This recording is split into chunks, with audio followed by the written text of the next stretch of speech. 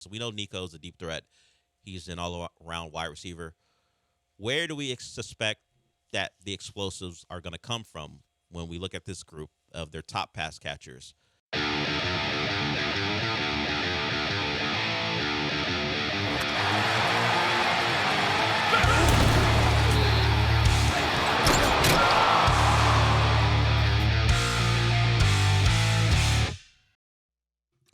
So the Texans injury report came out yesterday. Of course, today is the one that's most important, I think. It will likely determine who will be on the field and who won't.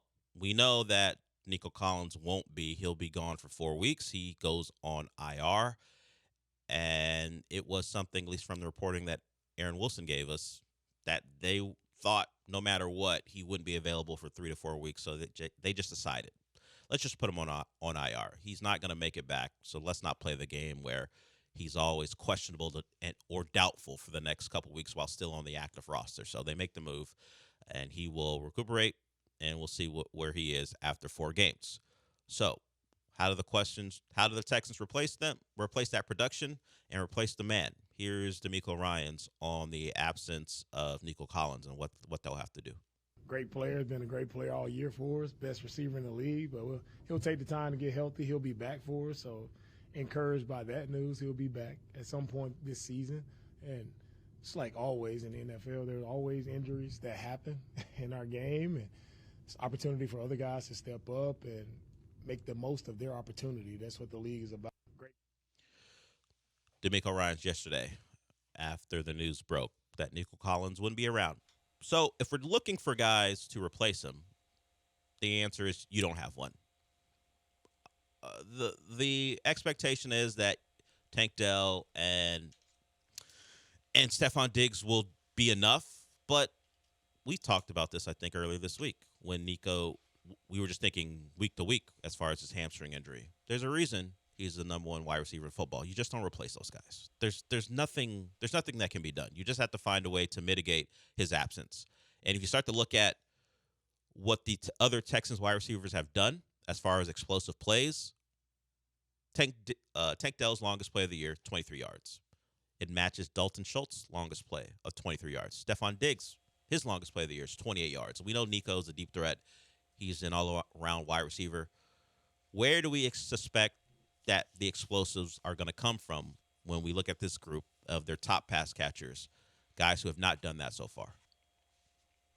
I mean, you would think Tank Dell because of last year, yeah. Yeah, because of last year, and there's still some of that chemistry. But Tank Dell's the guy who's probably been out of the wide receivers the most disappointing based off of our expectations coming into the year for him. He's the one that seems like it's his role that has shrunk the most, not just with Stephon Diggs coming in, but also Nico Collins breaking out again. Now, last year was a breakout year. This is like a breakout to another level where he's leading the league in receiving yards. So it's something where this is the opportunity for Tank Dell to really, make his mark. And when we're talking about who has a better three wide receivers in the NFL than the Houston Texans, like when one of them goes down, the whole point of having a great trio is that you still have two really good wide receivers. And I think Diggs so far has been what you wanted when you brought him in. I think he's done perfectly fine. He probably needs to step up a little bit, go back to his number one wide receiver days, which was like the first half of last season. It's not like we're asking him to go that far in the time machine. And yeah, Tank Dell needs to finally, make his mark on the 2024 season. Those are your obvious choices. You hope to get any production you can from whether it be Robert Woods or Hutchinson, whoever it might be that fills in as that third guy. But yeah, it'll be Diggs or Dell who determine how this Texans offense goes in the near future. Now, they did get some good news. Dameon Pierce was back at practice. Joe Mixon's still out. The expectation is it looks like the Joe Mixon will not play for another week. So the hip drop tackle still causing him issues. But with Stephon Diggs there, as Sean talked about, the depth of your wide receiver core should be a strength. And DeMeco Ryans feels good. So does C.J. Stroud. C.J. Stroud was asked yesterday about what the role will be for Stephon Diggs going forward and what it has been. And here's C.J. Stroud from yesterday. I think he can be great. I definitely think that, he's already a leader, but, you can tell in practice today, he knows, his responsibility now, and Nico's out. So that's really all of them. Everybody got to step up, and even myself included, to pick up the slack where, Nico isn't playing. So definitely just got to hold each other accountable and just be better at that. So definitely he's going to be at the forefront of that. It speaks to what we've kind of heard since he got here, that he's a leader, which flies in the face of all the talk from outside the city.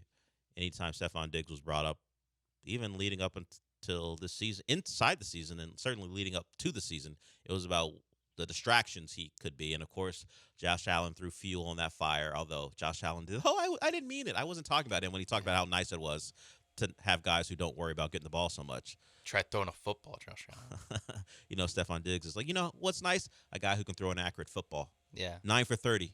How about that? Yeah, the new Buffalo wide receivers don't care about their stats, which is really good for them. Because if they cared about their stats, they should be pissed off. They would be really pissed off.